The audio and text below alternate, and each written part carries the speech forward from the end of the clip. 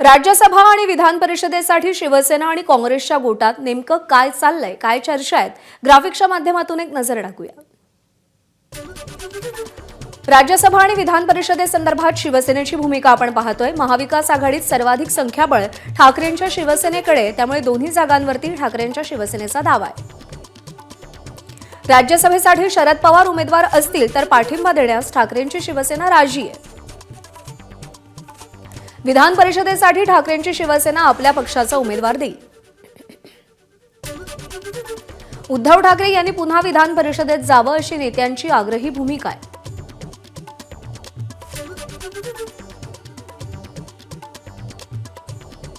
तर काँग्रेसची भूमिका काय?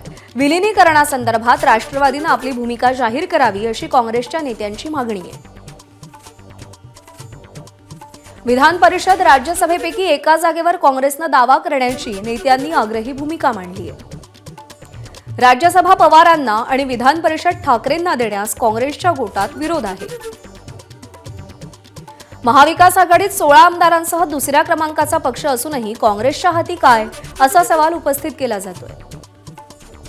पवारांना दूर ठेवत राज्यसभेसाठी काँग्रेसनं विधान परिषदेत ठाकरेंच्या शिवसेनेनं घ्यावी असं मत मांडलं गेलंय।